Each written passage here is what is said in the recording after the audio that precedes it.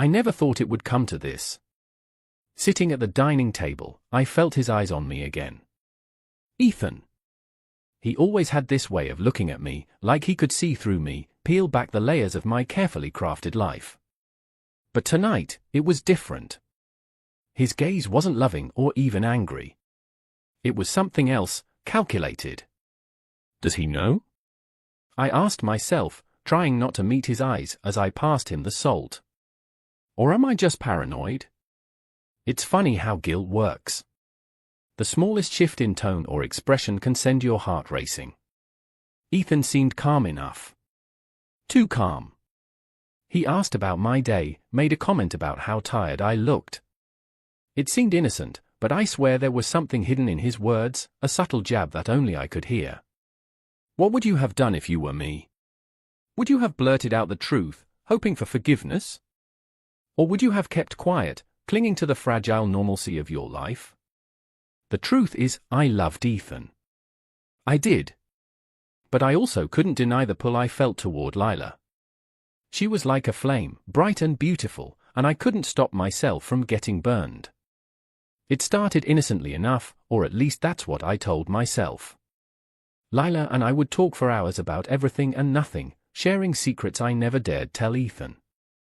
She had this way of making me feel seen, like I wasn't just Ethan's wife, but a whole person on my own. And then one night, after too much wine and too many stolen glances, it happened. Do you know what it feels like to cross a line you can never uncross? To kiss someone and realize, in that moment, that you've changed the course of your life forever? I thought we were careful. I thought no one could possibly know. But now, sitting here with Ethan across from me, I wasn't so sure. Later that evening, after Ethan had gone to bed, I crept downstairs to make tea. My hands shook as I poured the water, the weight of my secret crushing me. That's when I heard it, footsteps. Couldn't sleep? Laya's voice was soft, almost teasing. She leaned against the doorway, her lips curved into that familiar smirk. I wanted to tell her to go, to leave me alone, but instead, I whispered, he knows. I think he knows.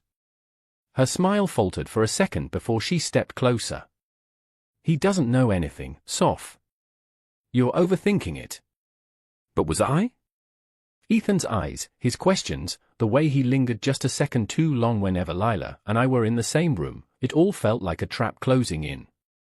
As Laya reached for my hand, I pulled away. We need to stop, I said, my voice barely above a whisper. This isn't right. She laughed, a low, throaty sound that sent chills down my spine. What's right, then? Living a lie for the rest of your life? I didn't have an answer. All I knew was that the walls were closing in, and I didn't know how much longer I could hold them up. The next day, it happened. Ethan found us. Or maybe we wanted to be found. Maybe, deep down, we were tired of hiding. I don't even remember what we were talking about, something mundane, something meaningless. But the way Laya's hand brushed against mine, the way we lingered just a little too close, it was enough. I heard Ethan clear his throat, and when I turned, there he was, standing in the doorway. His face was unreadable, his eyes locked on mine. So, he said, his voice eerily calm. How long has this been going on? What do you say in a moment like that? Do you lie? Do you beg for forgiveness? Or do you just stand there, frozen, as your entire world collapses around you? Ethan didn't yell. He didn't even look angry. He just smiled, a slow, unsettling smile that sent a shiver down my spine. We'll talk about this later, he said, and then he walked away. What did he mean by that? What was he planning? And why, for the first time, did I feel like the real danger wasn't the affair, but Ethan himself? You know that feeling when you're waiting for the other shoe to drop? That was my entire day after Ethan caught us. I couldn't eat, couldn't focus. Every time Ethan glanced my way, my stomach tightened. What was he thinking? Why wasn't he saying anything? The silence was worse than a fight. At least anger would have given me something to work with. But he said nothing. He acted as if nothing had happened, which somehow felt like the cruelest punishment of all. And Lila? She was no help. She was as bold as ever, brushing it off like we'd been caught sneaking cookies, not breaking every rule of decency. He'll get over it, she'd said with a dismissive wave. Men always do. But Ethan wasn't the kind of man who just got over things. That night, I thought about locking the bedroom door, but I didn't. Would it have made a difference? Probably not. Ethan walked in as if nothing had changed, sat on the edge of the bed, and started unbuttoning his shirt. "Why didn't you tell me?" he asked, his voice calm, too calm. "Tell you what?" I whispered, knowing full well what he meant. He looked at me, really looked at me, like he was dissecting me with his eyes. "Don't insult me, Sophia." And there it was, the moment I'd been dreading. I wanted to explain, to apologize, but the words got stuck in my throat. Ethan didn't wait for an answer. Instead, he leaned in, his lips brushing against mine with a softness that caught me off guard. It wasn't angry or forceful, it was calculated. And for a moment, I let myself believe it was forgiveness. But it wasn't forgiveness. It was control. The next morning, Lila showed up unannounced. She breezed into the kitchen like she owned the place, her eyes bright and her smile wide. "Good morning, lovebirds." I shot her a warning look, but she just laughed. "Relax, Soph. He's not going to kill us." Ethan, standing by the coffee machine, didn't even flinch. He turned to Lila, his expression unreadable. "Join us for dinner tonight," he said, his tone smooth and inviting. I think it's time we had a proper family evening. Something about the way he said it made my stomach churn.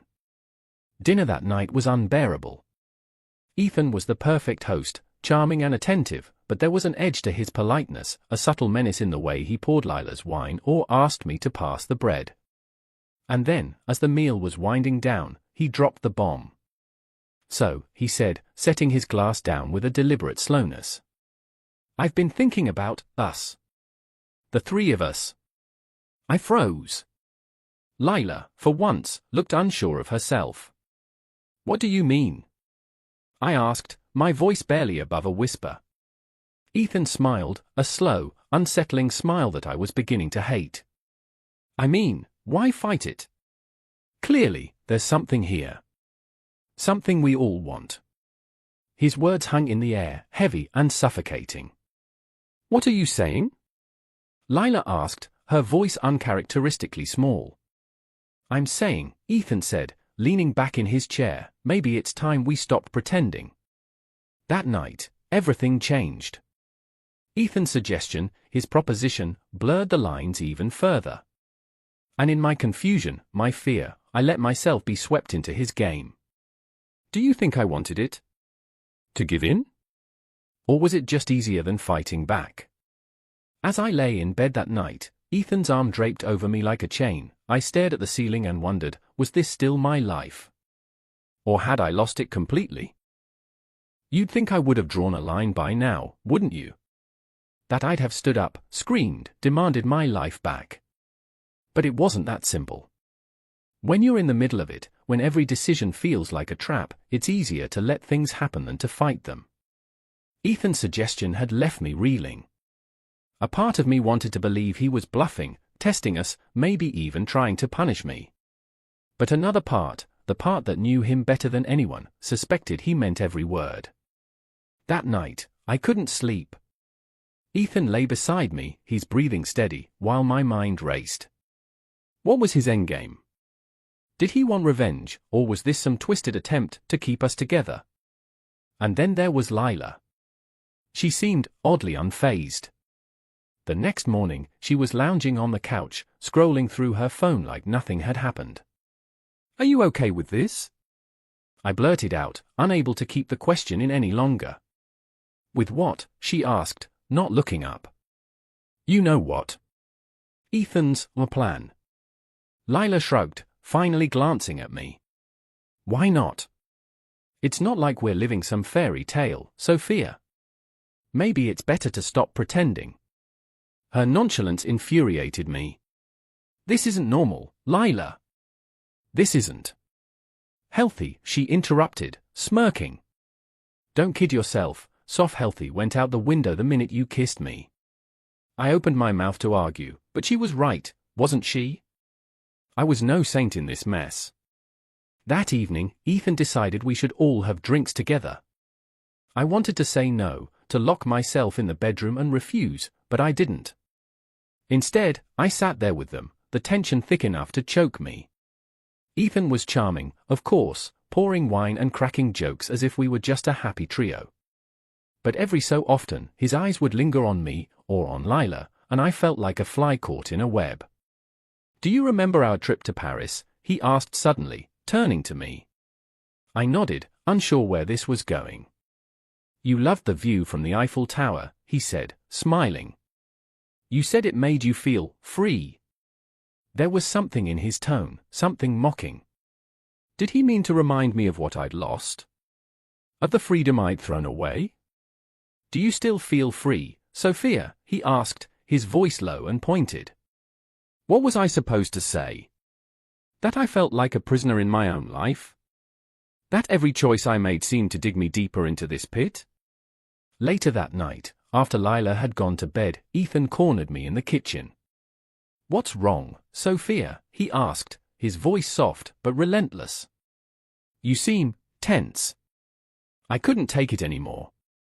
What do you want from me, Ethan? I snapped. What are you trying to prove? He stepped closer, his expression unreadable. I want you to stop lying. To yourself, to me, to her. Isn't that what you want too? Was it? I didn't know anymore. Why are you doing this? I whispered. He tilted his head, studying me like I was some kind of puzzle. Because I can. As I stood there, trapped between Ethan's unrelenting gaze and the weight of my own choices, I realized something terrifying. I wasn't just caught in his web. I was part of it. You'd think the worst had already happened, wouldn't you? That things couldn't possibly get messier. But when I confronted Ethan about the photos, the ones of me and Lila in that compromising moment, I learned something that sent my world spiraling even further out of control. I didn't leave them, he said, his tone cold but steady. What? My voice was barely a whisper. I didn't leave the photos on the table, Ethan repeated, his gaze boring into mine. If I wanted to confront you, I wouldn't be that subtle. A chill ran down my spine. If Ethan hadn't left the photos, then who had? Lila? The paranoia started to creep in after that. Every glance, every comment, every little thing Ethan or Lila did seemed loaded with hidden meaning. Were they playing me against each other? Or was this all in my head? That afternoon, we had a family gathering at Ethan's parents' house. Normally, these were stiff, polite affairs, with everyone pretending to get along. But this time, there was an undercurrent of tension that made it impossible to ignore. Lila, dear, how long are you planning to stay with Ethan and Sophia? Ethan's father asked over dinner, his tone overly casual. As long as I'm welcome, Lila replied, her smile tight. Is that so? Ethan's mother said, barely masking her disapproval. You always did have a way of overstaying your welcome. The jab hung in the air, and Lila's eyes narrowed. Funny, coming from someone who barely knows what welcome means. It went downhill from there. Subtle jabs turned into sharp barbs, and before long, the cracks in their family's perfect facade were on full display. Later, while everyone else was busy arguing, I slipped away to catch my breath. That's when I found it, an old journal, tucked away in the study. It was dusty, forgotten, the kind of thing no one would notice was missing. The handwriting on the first page made my chest tighten. Eleanor Mayfield. Ethan and Lila's late mother. I shouldn't have opened it, but I couldn't help myself. The entries were heartbreaking, detailing Eleanor's struggles with her husband's infidelity and her fears for her children. But the most shocking part was how much of it was about Lila. Lila needs so much. Too much. She clings to me like I'm her lifeline, and it's suffocating. I'm terrified of what will happen if she ever feels truly abandoned. I closed the journal, my hands trembling. Suddenly, so much about Lila made sense, her need for attention, her constant fear of rejection, even her obsession with me. She wasn't just manipulative, she was broken. When I returned to the living room, Lila was staring at me, her expression unreadable. "You've been gone a while," she said, her voice tinged with suspicion. "I needed air," I replied, keeping my tone even. Lila didn't buy it. "You're lying. You were snooping, weren't you?" Before I could deny it, she exploded. "You don't get to judge me, Sophia. You think you're so perfect, but you're just like everyone else, always ready to leave when things get hard." Her words hit like a slap.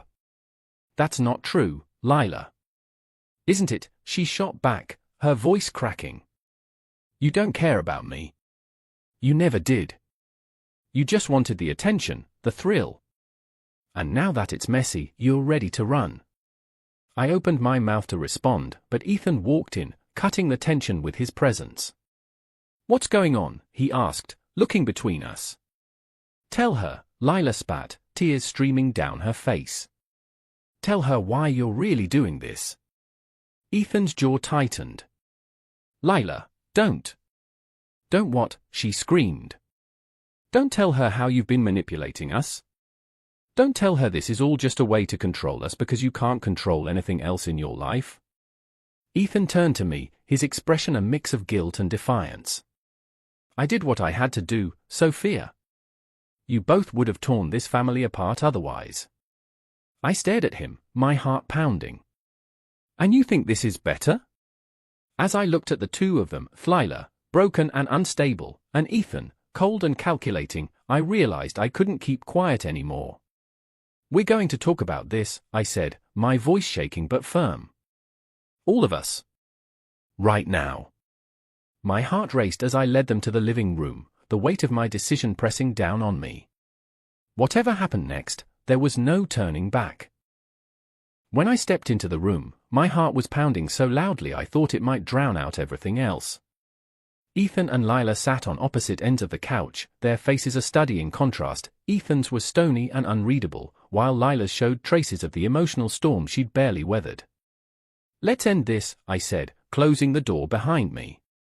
My voice didn't tremble, and for the first time in weeks, I felt a flicker of control.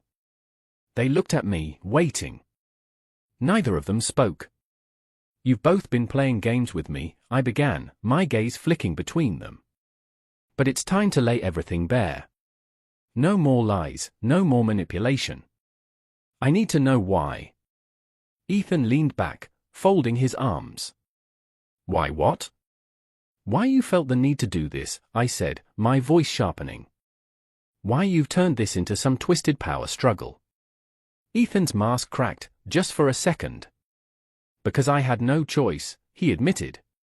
"I saw everything falling apart, our marriage, this family, everything. I thought if I controlled it, I could keep it together." "By breaking us?" I asked, my voice rising. "By dragging us down into your mess?" "I didn't break anything that wasn't already broken," Ethan shot back. "You and Lila, what you did, that was the first crack." Lila flinched but didn't look away. I turned to her. "And you, Lila? Why? Why drag me into this? Why betray me like this?" Tears welled in her eyes.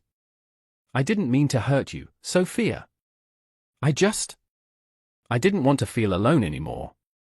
I've always been alone."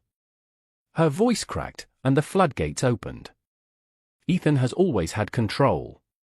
Our parents loved him more, trusted him more. And you, Sophia, you're perfect. You have everything. I just wanted to feel like I mattered to someone." Her words hit me like a punch to the gut. Lila wasn't just manipulating, she was drowning. Ethan rolled his eyes. "This isn't about you, Lila. Stop making it about your sob story." "Shut up!" Lila screamed, spinning toward him. "You've done nothing but control me my whole life. You think you're so perfect, but you're just as broken as the rest of us." The room exploded into chaos. Lila was sobbing, Ethan was shouting, and I stood in the middle, watching as their carefully constructed facades crumbled. And then it hit me. I didn't belong here. This wasn't my mess to fix. Ethan's need for control, Lila's obsession, their shared dysfunction, I couldn't save them, and I didn't have to. I raised my hands. Enough. They both froze, turning to look at me. I'm done, I said, my voice firm. I'm done being part of this sick, twisted game. You can keep tearing each other apart, but I'm not going to stand here and let you drag me down with you. I walked to the door, ignoring their protests. Sophia, wait, Lila pleaded. Ethan tried to regain his composure. Don't be dramatic. But I was already gone. Hours later, I stood at a bus stop with a suitcase in hand. The cool night air nipped at my skin as I watched headlights approach from the distance. Was I scared? Absolutely. Walking away from the life I'd built with Ethan was terrifying. But as the bus pulled up, I felt something I hadn't felt in months: freedom. As I stepped onto the bus and found a seat by the window, I looked back one last time. The weight on my chest began to lift. For the first time in what felt like forever, I was choosing myself. Where would I go? What would I do? I didn't have the answers yet. But for the first time, that uncertainty felt like hope. The bus pulled away, carrying me toward the unknown. And for the first time, I smiled. This is my story. I endured this whole situation for about 4 years until I had the courage to leave. I understand this is quite cringy, but please don't judge me. I regret everything I did in my past and hope to get over soon. What would be your advice for Sophie as she tries to start all over again? Leave a comment and don't forget to subscribe to this channel as we share stories like this one every day. See you again soon for the next story.